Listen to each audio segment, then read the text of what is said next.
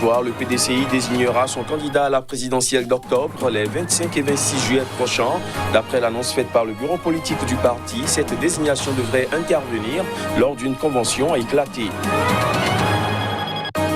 Au Burundi, la Cour constitutionnelle a rejeté le recours du principal parti d'opposition contre le résultat de l'élection présidentielle du 20 mai dernier. Elle a proclamé président élu le candidat du pouvoir, Évariste Ndayishimiye.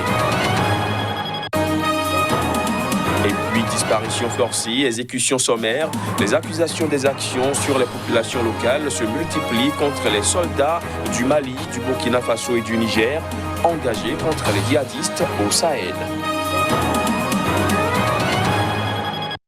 Voilà pour les titres. Bonsoir à tous. En Côte d'Ivoire, le PDCI, poids lourd de l'opposition, désignera son candidat à la présidentielle d'octobre les 25 et 26 juillet prochains. D'après une annonce faite par le bureau politique du parti ce vendredi, cette désignation devrait intervenir lors d'une convention éclatée. Des précisions à travers ces images. Initialement, la convention devait se tenir du 12 au 14 juin à Abidjan, mais la pandémie du coronavirus a conduit le parti à changer ses dates. D'après une annonce faite par le bureau politique du parti ce vendredi, la convention éclatée du PDCI se tiendra désormais les 25 et 26 juillet prochains dans les 30 régions du pays. Des rassemblements au cours desquels le PDCI, poids lourd de l'opposition ivoirienne, désignera son candidat à la présidentielle d'octobre prochain. Un comité a été mis en place afin d'enregistrer les candidats à l'investiture. Les postulants retenus auront une semaine pour battre campagne avant la convention. Si l'ancien président Henri Konan Bédié entretient toujours le mystère sur son éventuelle candidature, dans les couloirs du PDCI, plusieurs noms de jeunes circulent. L'ancien ministre Jean-Louis Billon, homme d'affaires à la tête d'un holding familial dans l'agroalimentaire, qui est l'un des plus gros employeurs de Côte d'Ivoire, a déjà évoqué sa candidature.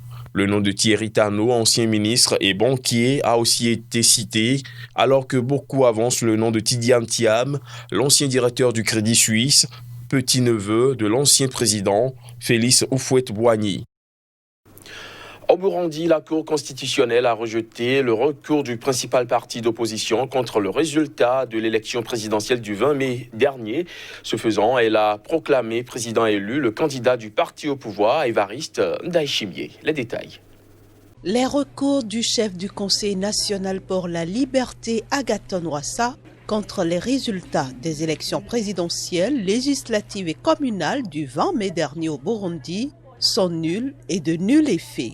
C'est ce qu'a annoncé l'un des 7 juges de la Cour constitutionnelle. Le recours de l'honorable Agathon Rwasa et la note confidentielle sur les irrégularités déplorées par la CECA, la Cour a procédé à la vérification de la régularité de l'élection présidentielle du 20 mai 2020 et que de cet examen, aucune irrégularité de nature à remettre en cause le résultat des urnes n'a été relevée.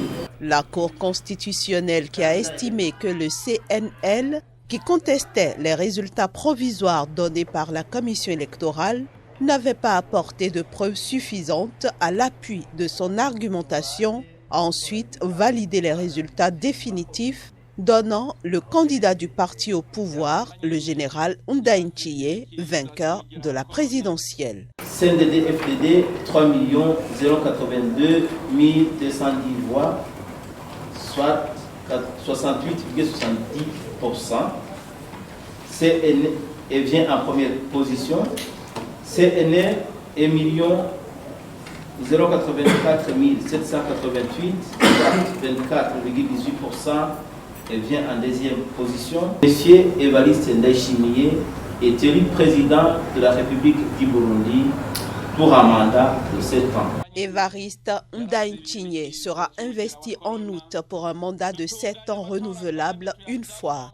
Il va succéder ainsi à Pierre Nkurunziza au pouvoir depuis 2005, qui ne se représentait pas et l'avait adoubé comme son héritier. En République démocratique du Congo, près de 1300 civils ont été tués et plus d'un demi-million déplacés dans divers conflits entre groupes armés et forces de sécurité en quelques mois. C'est ce qu'a indiqué l'ONU ce vendredi en relevant de possibles crimes contre l'humanité ou crimes de guerre. Voici des détails.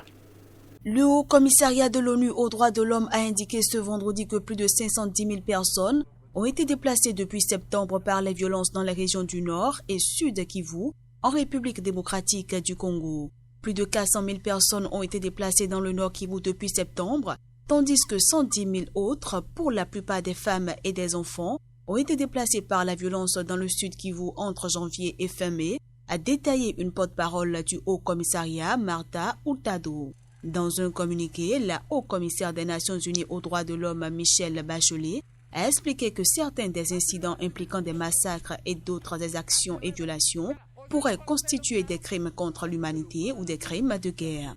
Selon le communiqué, le nombre de victimes a fortement augmenté ces dernières semaines, alors que les conflits dans 3 provinces de l'Est du pays, à savoir l'Ituri, le Nord Kivu et le Sud Kivu, se sont propagés avec des répercussions désastreuses sur la population civile.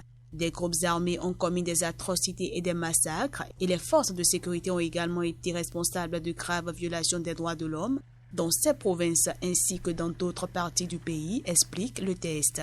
Ces violations ont jeté des centaines de milliers de personnes sur les routes. Disparition forcée, exécution sommaire, les accusations d'exactions sur les populations locales se multiplient contre les soldats du Mali, du Burkina Faso et du Niger engagés contre les djihadistes au Sahel central. Ces accusations étaient inscrites à l'agenda du Conseil de sécurité de l'ONU qui s'est réuni ce vendredi. Paix et sécurité en Afrique. Le terme de la réunion organisée par le Conseil de sécurité est large, mais un des principaux sujets attendus sera les accusations de violation des droits de l'homme par les armées du Sahel, assure un diplomate à Bamako. La préoccupation s'exprime avec insistance depuis plusieurs mois, en même temps que la dénonciation des agissements djihadistes et des violences intercommunautaires. Début avril, la mission de l'ONU au Mali a dénoncé la multiplication des méfaits imputés aux armées nationales. L'ONU a dénombré 101 exécutions extrajudiciaires perpétrées par l'armée malienne entre janvier et mars et une trentaine d'autres par l'armée nigérienne sur le sol malien. 12 personnes arrêtées pour complicité avec les djihadistes sont mortes dans des cellules de gendarmerie mimées dans l'est du Burkina Faso. Des proches et des ONG disent qu'il s'agissait de civils sommairement abattus. La justice a promis des investigations. Au Niger, ce sont 102 personnes qui auraient été tuées par l'armée dans la région de Tillabéri, selon la publication d'une liste de personnes disparues qui a circulé en avril. Le ministère de la Défense a dit qu'une enquête serait diligentée tout en saluant le professionnalisme des troupes. La réunion, programmée début mai, avait été reportée à la demande du Niger, membre non permanent du Conseil de sécurité, pour donner du temps aux pays sahéliens pour préparer leur réponse, a expliqué à l'AFP un diplomate africain à New York. Les armées nationales sont mises en cause à un moment charnière pour le Sahel. En Namibie, le président Hadj Geingob a affirmé que l'Allemagne avait accepté de présenter des excuses pour les atrocités commises contre les Hereros pendant l'ère coloniale au début du XXe siècle. Toutefois, les autorités allemandes n'ont pas immédiatement réagi aux propos tenus par le président namibien. Certains ancêtres de Véronica ont été tués par des militaires allemands au début du XXe siècle. Comme la plupart des habitants de ce township dans le nord de la Namibie, elle appartient à la tribu des Herero, une ethnie qui a bien failli disparaître. 80% d'entre eux ont été massacrés lors d'un génocide orchestré par les colons allemands. Les Allemands ont fait souffrir ma grand-mère. Elle a dû s'enfuir, elle a grandi à l'étranger et elle a été forcée de parler une autre langue. Nous vivons dans la pauvreté à cause de ce qu'ils nous ont fait à l'époque. Nous voulons des réparations, nous voulons qu'ils nous rendent notre dignité et nos terres. Cette petite plaque évoque les souffrances des Herero, au milieu d'un cimetière pour les soldats allemands tombés au combat. Il aura fallu attendre un siècle après l'ordre d'extermination signé par un général allemand pour que Berlin commence à reconnaître sa responsabilité. Des négociations sont en cours avec le gouvernement namibien pour obtenir des excuses formelles et des réparations financières. Des discussions sans valeur aux yeux des Herero et des Nama, une autre tribu rebelle massacrée par les colons.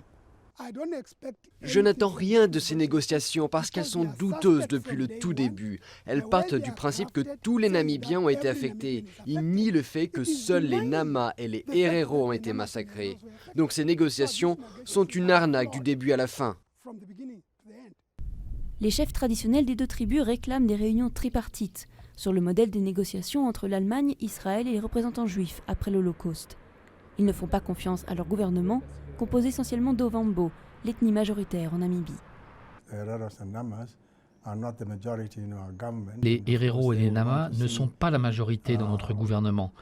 Ils voudraient que les autorités prennent vraiment ça en compte. C'est déjà le cas. Mais les deux minorités se sentent discriminées, et elles voient le manque de considération de leur propre gouvernement jusque dans les lieux où ont souffert leurs ancêtres, comme l'existence de ce camping en bord de mer, sur un site qui fut un camp de concentration et où périrent des milliers de Herero. En bref, en Afrique du Sud, le président Cyril Ramaphosa a promis ce vendredi l'envoi de renforts médicaux dans la province du Cap oriental, dans le sud-ouest du pays. En effet, les capacités hospitalières de cette localité sont menacées par une augmentation rapide des cas de coronavirus. La région de la ville du Cap, située dans le sud-ouest de l'Afrique du Sud, est devenue ces dernières semaines l'épicentre national de la pandémie, dont elle concentre les 2/3 des 40 000 infections et les 3/4 des 848 décès recensés. À ce jour, l'Afrique du Sud est le pays d'Afrique subsaharienne le plus touché par la pandémie. Lors des dernières 24 heures, elle a enregistré plus de 3200 nouveaux cas de Covid-19. Au Sénégal, un jeune ingénieur expose son potentiel dans la lutte contre le coronavirus. Il a développé un vélo chargé de distribuer du gel hydroalcoolique. Il s'appelle Ibrahim Sissé. Il est âgé de 23 ans. Je suis team leader de l'équipe Inactus ESP avec lequel nous avons à développer dans le cadre de lutte contre le Covid-19 le projet Mobigel. Et ici, quand nous appuyons ici, la poignée elle actionne, on va dire, le bouton pour le gel et on a le gel qui passe par ce tuyau. Donc nous avons le gel qui... Vous montez dessus, vous faites des tours de quartier. Derrière, on va dire, il y a une enceinte qui laisse passer des messages. Maintenant, à chaque fois que vous rencontrez une personne, vous lui proposez de se laver les mains et aussi de lui dire quels sont les gestes barrières à respecter pour éviter d'être un cas communautaire. Et la majorité des personnes, comme vous le voyez, ne sont pas chez eux. Donc ils sortent parce qu'ils vivent d'activités journalières. Et aujourd'hui, ce sont ces personnes-là que le vélo vise. Et ce sont ces personnes qui se trouvent au niveau des marchés qu'on tient à sensibiliser pour qu'ils puissent, on va dire, faire très attention parce que c'est eux qui contribuent. Aujourd'hui, nous sommes en train d'apprendre à travers ce cadre, à travers ces projets, comment être, on va dire, utile à la population, comment être utile à la planète, faire en sorte de donner des projets qui vont prendre plusieurs critères on va dire, en compte, le critère environnemental, les populations, les besoins et aussi la réduction de coûts parce que nous sommes dans un pays pauvre. Fin de cette édition, merci de l'avoir suivi.